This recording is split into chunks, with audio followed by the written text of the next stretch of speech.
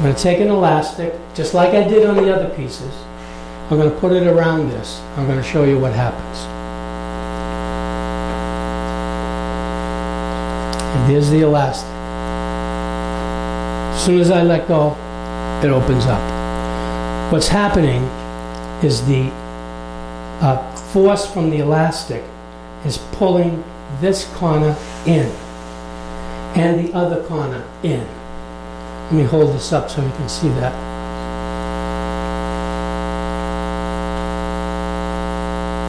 There we go.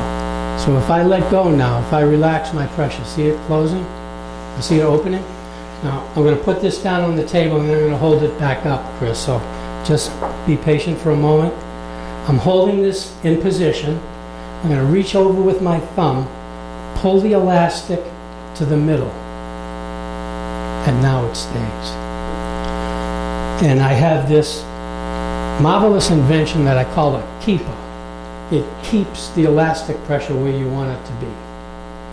$19.95 for a dozen. But if you act now. All right, so what I do, it's just a piece of scrap wood with an opening cut in it. And depending on the size of the wood you're doing, you may make a large opening or a smaller opening. I want to show you how I got this idea. I was putting a piece together and it all pulled apart as I had just shown you. So I said, oh, geez, what am I going to do now? I'm going to hold this thing back. I'm going to find a clamp. Oh yeah, I know where the clamps are. Walked through the house, went out to the garage. Clamps on here. I left them outside. Walked back outside, got the clamp, walked back to the bench, sat down, and this piece had already dried with my hand holding the elastic back. And I said, what did I just do? and then I realized, with the elastic in this position, it's pulling that joint together. With the elastic down here, it's pulling the joint apart. So I said, what can I do to replace my fingers so I don't have to hold this thing for half an hour? And I just cut a couple of scraps of wood like this. Actually, the very first one I used was actually a 1-inch staple from a roofing job we were doing at the time. Here's the 1-inch staple. We use it to staple down tar paper on the roof. This, so I took it, I looped it around the elastic and around the joint, and there's my keeper. Then I started cutting them out of scraps. I've made them out of cereal boxes, I've made them out of coat hangers. You know, whatever's laying around that you don't need, you can make your keepers. If I were gluing these 4 pieces together, like that, the exact same thing would happen. It would start to open up.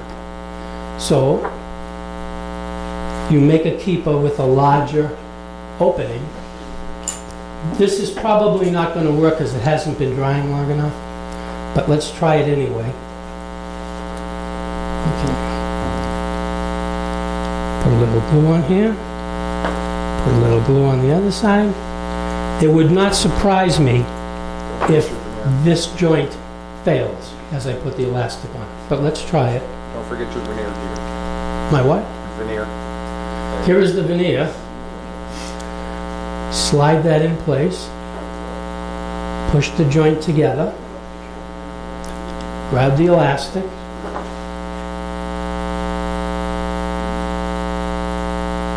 Spin it around, and as I let go, it starts to open. Can you see that opening?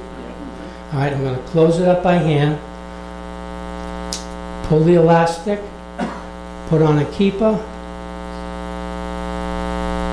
Done. The keeper holds the outside edge here even, so you don't have this. You have this, and it holds onto the elastic on the inside, keeping the pressure where you want it to go. So this is how I assemble my pieces.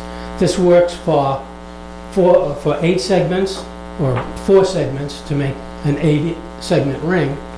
It also works for 6 segments to make a 12-segment ring, or any number of segments ad infinitum. The number of segments that's determine the angle. Yeah. How do you determine the width of your piece? Oh, the segment length. Yeah. Okay. One of the things I found making of the bowl you want to make, let's say we want to make a 9-inch bowl. We know that when we turn, we're removing wood. There is no way that you can turn something and not remove wood. You have to remove wood. So I want to make it a little bit larger so that after it's turned, it finishes at 9 inches.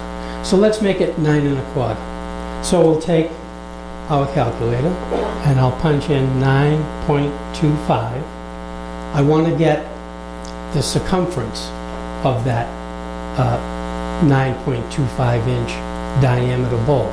So I take the diameter, multiply it by pi, 3.1416. That equals 29.06. Divide this number, that's the circumference, divide that number by the number of segments you want to have. Let's say we want to have 12. It has to be an even number. Let's say 12. So it's divided by 12.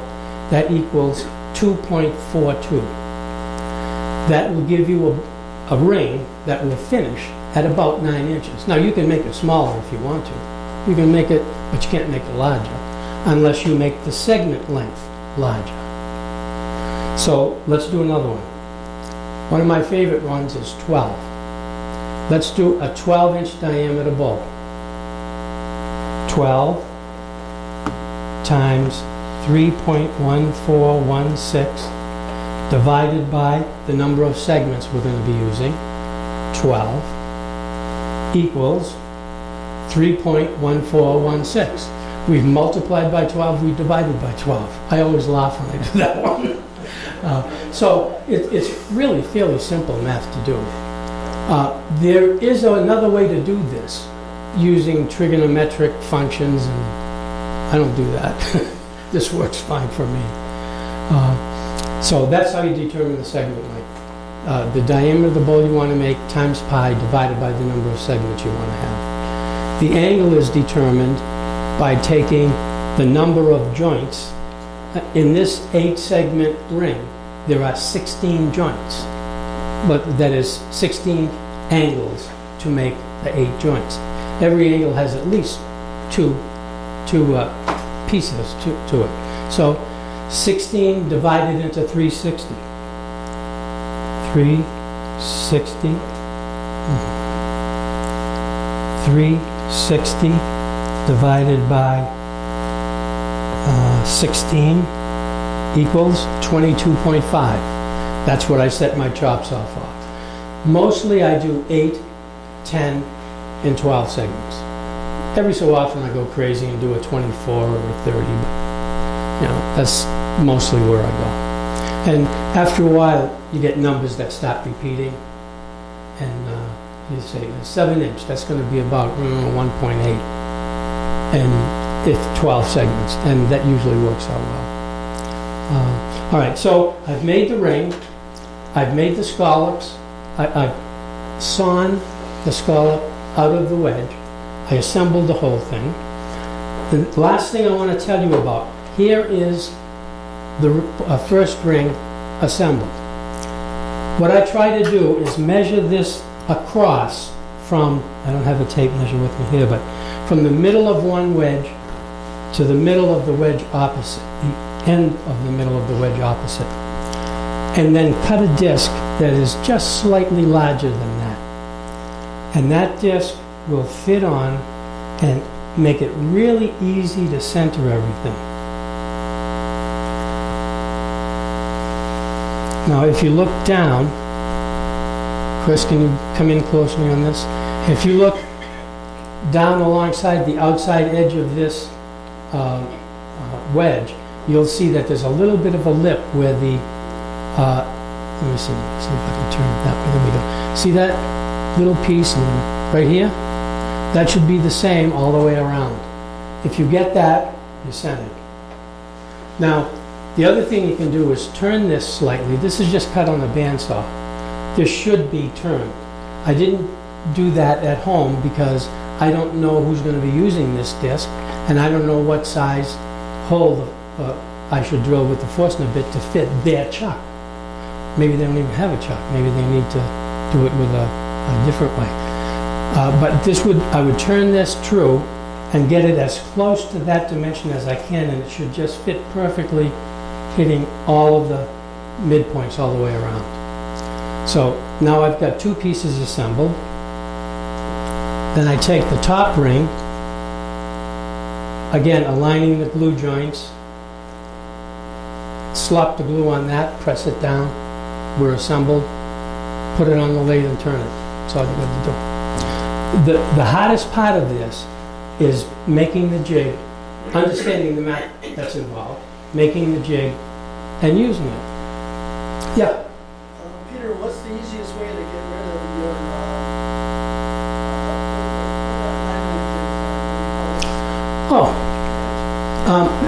what's the easiest way to do it? As you're turning, when you set it on the lathe, it'll take you about 15 seconds to turn that off with whatever kind of tool you want. It doesn't have a tendency to split. No, I've never had one.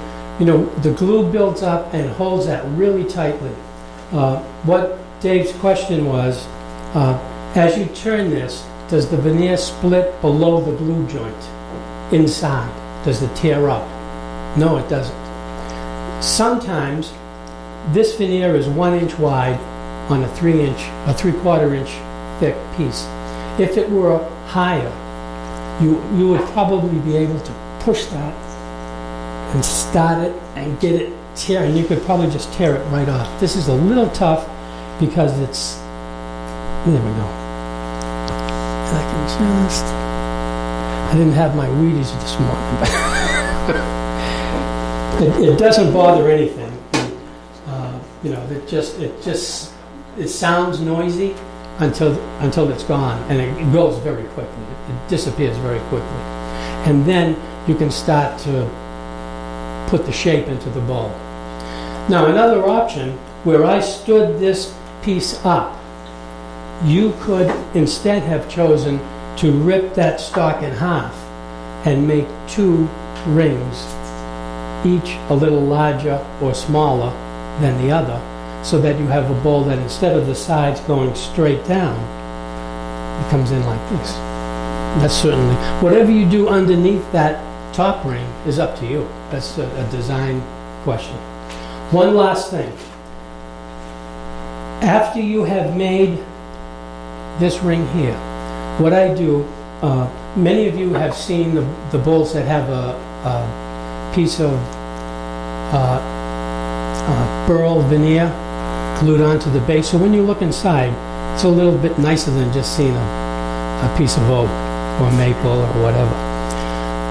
If you assemble this, let's pretend there's a piece of veneer on this now, and you assemble this. How do you turn that without touching the veneer? Bingo. And I call that pre-turning. See this one here? See how the inside is turned? So when you're turning now, when you're turning the inside of this, all you have to do is turn down to the point you've already rounded. You don't have to come within 1/2 inch of the veneer, and you never have a tear. How do you hold that? Oh,